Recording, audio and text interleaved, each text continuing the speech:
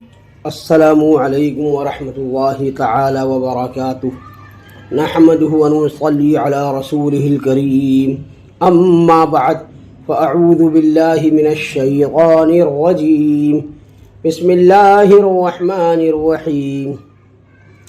رسول برکت کے لیے ایک بار درود شریف پڑھ لیجئے۔ اللہم صلی علی سیدنا و مولانا محمد معدن الجود والکرم وآلہ وبارک وسلم۔ دوستوں، میں جیش محمد مصباحی آج آپ کی خدمت میں ایک اور واقعہ لے کر کے حاضر ہوا ہوں، جس کو میں نے چار ذہین بھائی کے نام سے موسوم کیا ہے۔ سامعین، یہ واقعہ کتابوں میں ذکر کیا جاتا ہے کہ نزار بن معد ایک بڑا رئیس آدمی تھا۔ اس کے چار بیٹے تھے جن کے نام یہ ہیں: مضر، ربیعہ، ایاد اور انمار۔ سامعین، نزار بن معد جب مرنے لگا تو اپنا مال چار بیٹوں میں تقسیم کرنے کے لیے اس نے چاروں بیٹوں کو بلایا اور کہا، بیٹو دیکھو، فلاں چیز مضر کی ہے، فلاں چیز ربیعہ کی ہے، اور فلاں چیز ایاد کی ہے، اور فلاں چیز انمار کی ہے۔ اب یہ سن لو کہ اگر مال تقسیم کرنے میں کچھ مشکل پیش آئے تو تم لوگ افعی بن رفعی جرہمی شاہ نجران کے پاس چلے جانا۔ چنانچہ نزار بن معد کے مرنے کے بعد تقسیم میں مشکل دیکھ کر یہ چاروں بھائی نجران کے بادشاہ کے پاس جانے کے لیے روانہ ہوئے۔ چلتے ہوئے راستے میں انہوں نے چرا ہوا ایک کھیت دیکھا۔ مضر نے کہا کہ جس اونٹ نے یہ کھیت کھایا ہے وہ کانا ہے۔ دوسرا بھائی جو ربیعہ تھا اس نے کہا کہ وہ لنگڑا بھی ہے۔ تیسرے بھائی ایاد نے کہا اور وہ سست بھی ہے۔ چوتھے بھائی انمار نے کہا اور اس کے دانت بھی کمزور ہیں۔ اتنے میں ہوتا کیا ہے کہ اونٹ والا اپنے اونٹ کی تلاش میں ان کے پاس آ نکلا اور ان بھائیوں سے اونٹ کا پتہ پوچھا۔ مضر نے کہا، تمہارا اونٹ کانا ہے۔ صاحب اونٹ نے کہا، ہاں صحیح بات ہے۔ پھر ایاد نے کہا، اور وہ سست رفتار بھی ہے۔ اونٹ کے مالک نے کہا، یہ بات بھی صحیح ہے۔ انمار نے کہا، اس کے دانت بھی کمزور ہیں۔ اونٹ والے نے کہا، ہاں صحیح بات ہے۔ ربیعہ نے کہا، اونٹ تمہارا لنگڑا بھی ہے۔ صاحب اونٹ نے کہا، بالکل صحیح بات ہے۔ پھر چاروں نے کہا، لیکن بھائی خدا کی قسم ہم نے تمہارا اونٹ دیکھا نہیں ہے۔ صاحب اونٹ حیران ہو کر بولا کہ نشانیاں تو تم نے ساری صحیح اور مکمل بتا دی ہیں، پھر میں یہ کیسے مان لوں کہ میرا اونٹ تم نے نہیں دیکھا ہے؟ چاروں بولے، بھائی واقعہ یہی ہے کہ اونٹ ہم نے دیکھا بالکل نہیں ہے۔ اونٹ کا مالک ان کے ساتھ ہی نجران پہنچ گیا اور شاہ نجران سے ان چاروں بھائیوں کی شکایت کر دی کہ چاروں نے میرے اونٹ کی پوری نشانیاں تو بتا دی ہیں مگر اونٹ دیکھنے کا انکار کر رہے ہیں۔ بادشاہ نے ان سے بن دیکھے اونٹ کی نشانیاں بتا دینے کی وجہ پوچھی تو مضر بولا، جناب کھیت کو میں نے ایک طرف سے کھایا ہوا دیکھا اور دوسری طرف کو صحیح سالم پایا، تو میں سمجھ گیا کہ اونٹ یک چشم ہے، یعنی ایک آنکھ کا ہے، مطلب کانا ہے۔ ربیعہ دوسرے بھائی نے کہا، اور میں نے زمین پر پیر کا ایک نشان دوسرے پیروں کے نشانوں سے بہت ہلکا پایا، تو میں نے جان لیا کہ اونٹ ایک پیر سے لنگڑا ہے۔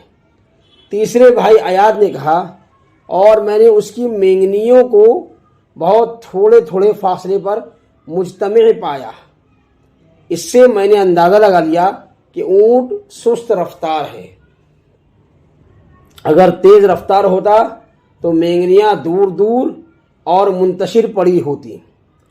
انمار نے کہا اور میں نے کھیت کا نرم نرم حصہ کھایا ہوا اور سخت حصہ چھوڑا ہوا دیکھا تو میں سمجھ گیا کہ اونٹ کے دانت کمزور ہیں۔ شاہ نجران بادشاہ نے ان کی یہ گفتگو سنی تو اونٹ والے سے کہا کہ میاں تمہارا اونٹ واقعی انہوں نے نہیں دیکھا ہے، جاؤ اسے کہیں اور تلاش کرو۔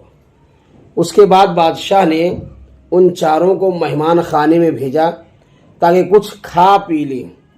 چاروں ایک کمرے میں پہنچے اور کھا پی کر مضر نے کہا کہ یہ شراب جو ہم نے پی ہے کسی قبرستان کے درختوں سے کشیدہ ہے۔ ربیعہ نے کہا اور یہ جو گوشت ہم نے کھایا ہے کسی کتیا کے دودھ سے پلے ہوئے بکرے کا ہے۔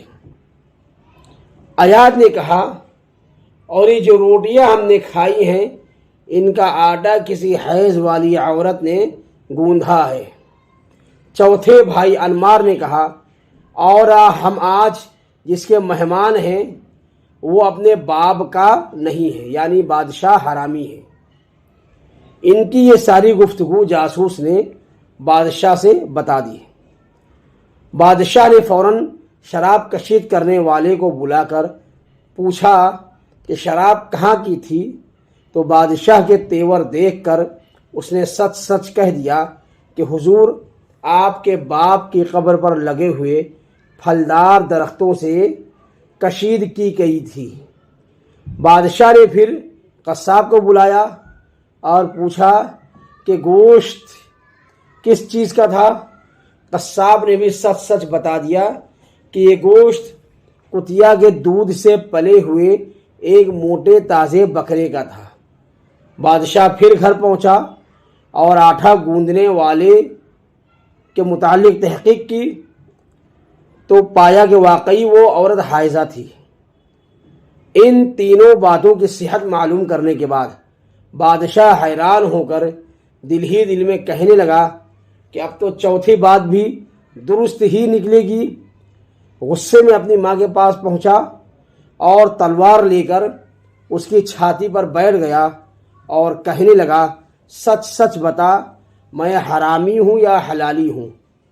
ماں نے کہا بیٹا خود ہی اندازہ کر لو، حلالی ہوتے تو ماں کی چھاتی پر یوں سوار ہوتے۔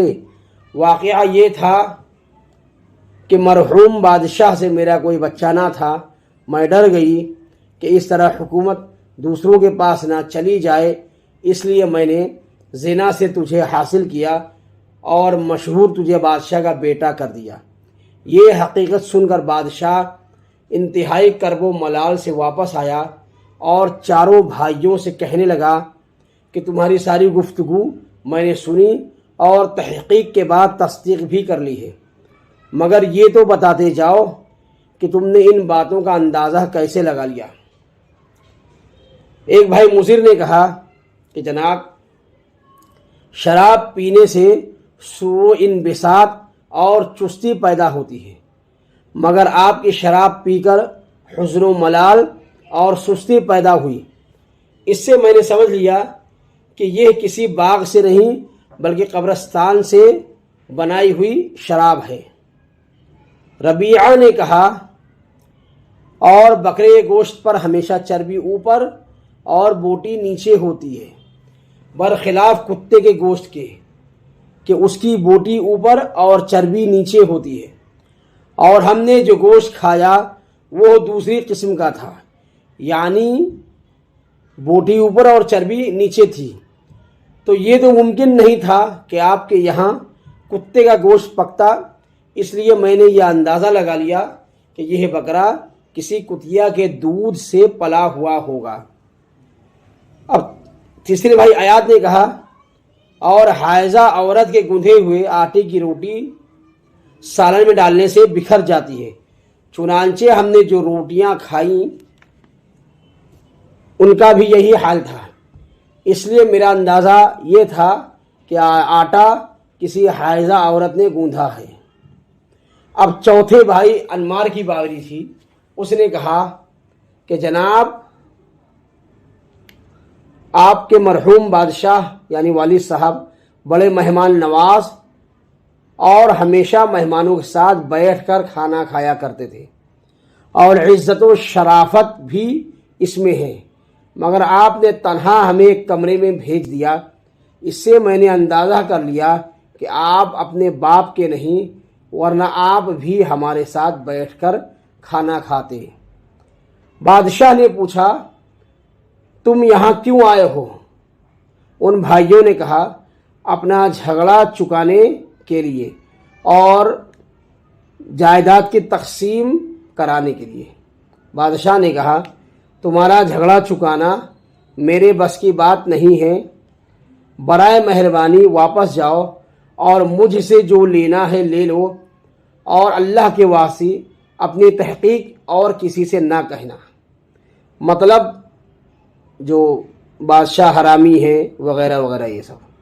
तो सामीईन इकराम, इस वाक़े से हमें ये सबक हासिल होता है कि बाज़ लोग बहुत ही ज़हीन होते हैं कि जहाँ दूसरों का ज़हन नहीं पहुँचता वहाँ उनका ज़हन पहुँच जाता है, और ये तो आम लोगों की बात है।